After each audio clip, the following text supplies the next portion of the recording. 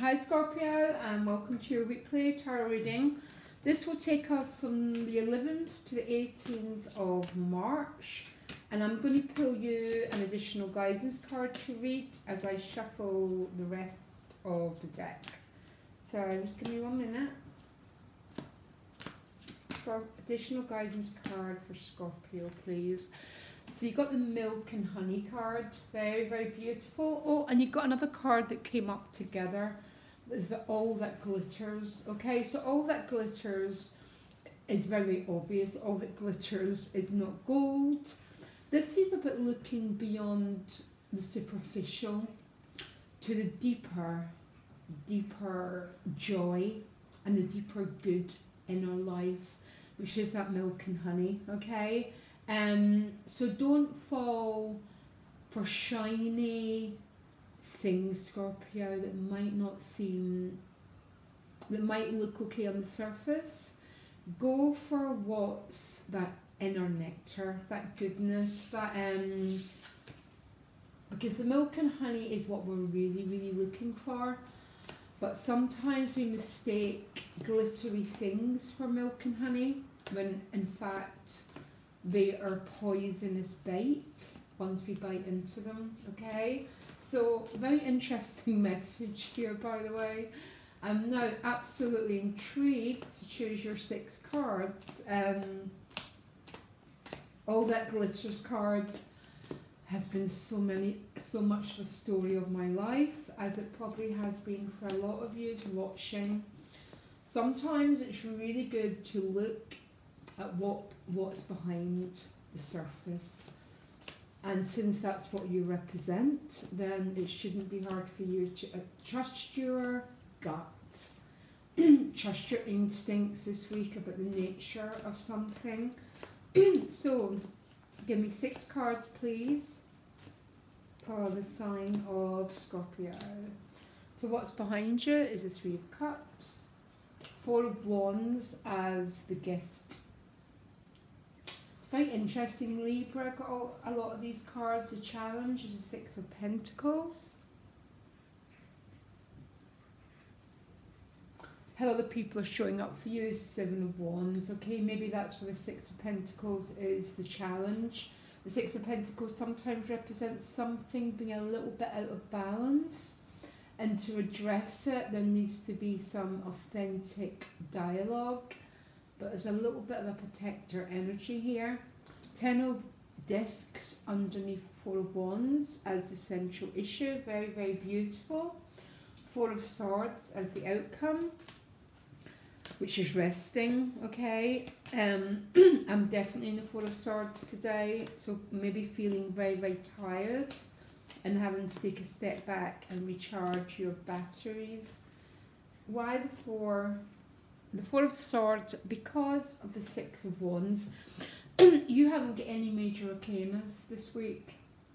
I actually like weeks when there's no major arcanas, because they represents a week, and because of most of the cards that you've got, it represents a week, maybe, Scorpio, when the deeper pressing matters of life isn't the most important thing, and there's a lot of celebration, and there's a lot of very light energy cards, and I actually really like that for you. Who got an absolute almost identical reading as Libra, if you're doing any cross watching, okay, or you've got Libra ascendant, Libra moon, that sort of energy. So what lies behind you is the 3 of Cups. Again, the 3 of Cups only shadow would be watching out for excess, okay? Because the 3 of Cups is a card about flying free, and we fly free when we've released some of the heaviness from our lives, and sometimes that heaviness can come across in multiple ways: jobs, relationships, things that drag our souls down, okay?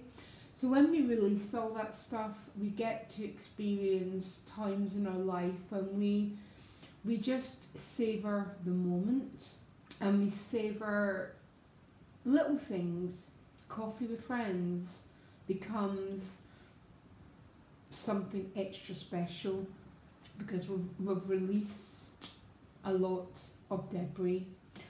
Now the Four of Wands as the gift is another card of celebration, good times. Some of you might be graduating, going to a wedding. It's a portal card.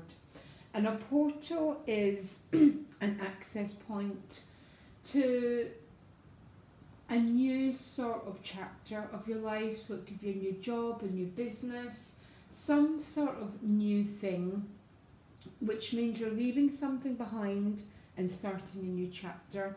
Because it's a 4, the security and stability is always going to be quite good. And that's probably why you're feeling very light-hearted, Scorpio, because maybe some of you have released a job that was draining your soul.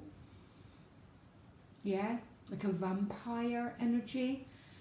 We all know about stuff like that, Scorpio. I think you, if anyone, knows about energies like that. Your challenge is the Six of Pentacles, and I believe the Six of Pentacles is your challenge because how others are showing up for you. The Seven of Wands is a little bit of a protector card. I don't dislike the Seven of Wands. It all depends on, because to have boundaries is really fantastic, but sometimes it can be overly protective of your heart. And that's maybe why the Six of Pentacles is your challenge. There's a little bit of imbalance in a situation. Sort of about my throat, guys. My energy is very, very low at the moment. The Six of Pentacles can represent an imbalance in a situation. And the way to restore balance is through the energy of Pentacles, which is always about authenticity and realness, okay? Keeping everything solid and straightforward, and that's what's going to bring the balance back to the situation. And I cannot help feeling you're going to meet this energy and how people are showing up for you, okay? There's nothing, it's nothing, I don't like good and bad, what does that mean anyhow? Quite often, you know how I read things, if people are showing up for me in a way that's quite not totally letting their guard down, I always see it as something within me that I need to address. That's maybe what the Four of Swords is saying.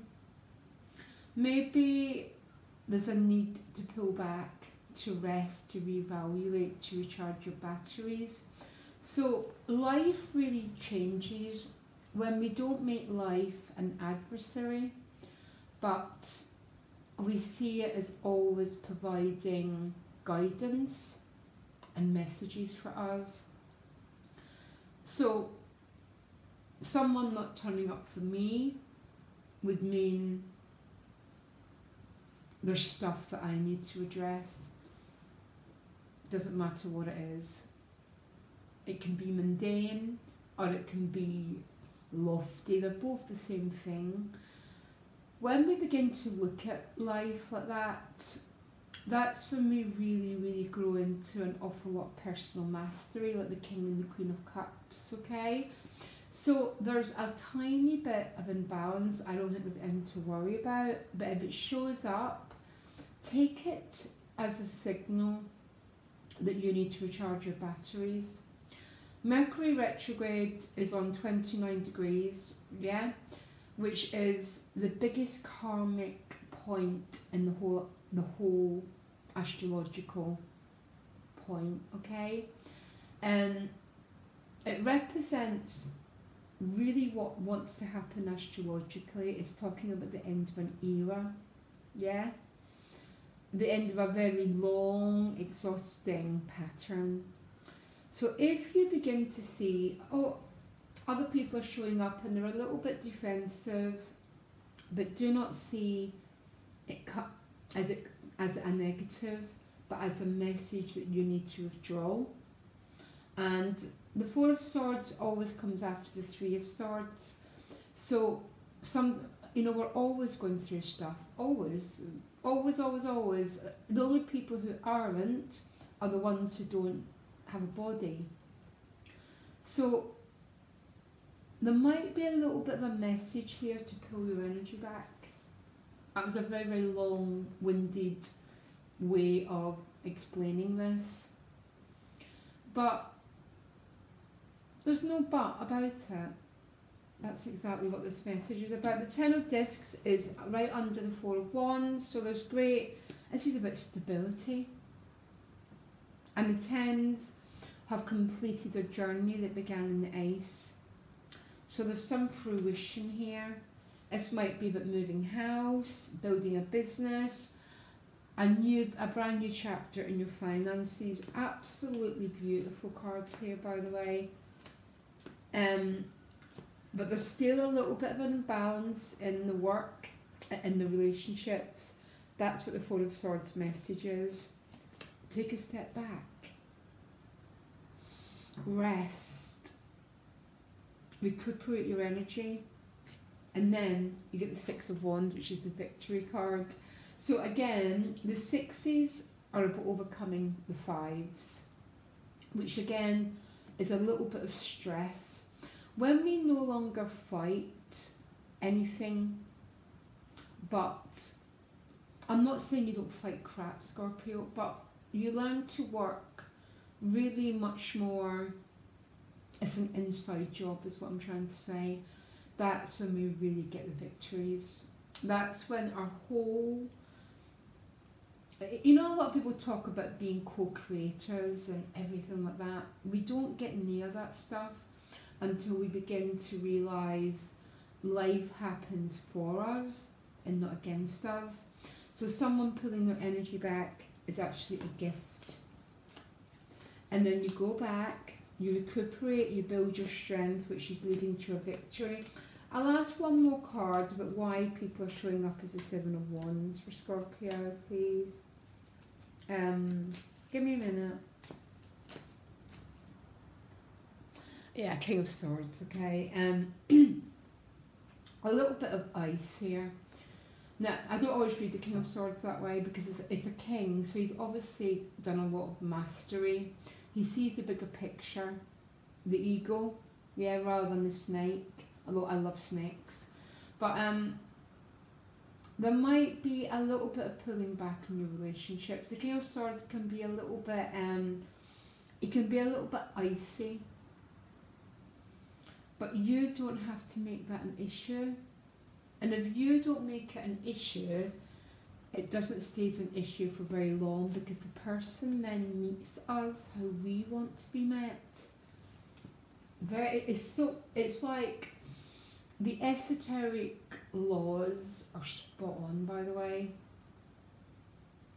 If you try and relate with someone if they're appearing like that, it's just a waste of your precious energy. If you go in, retreat, recharge your batteries and rest, then your victory is. I'm going to ask for another message for you, Scorpio. Very interesting week, yeah.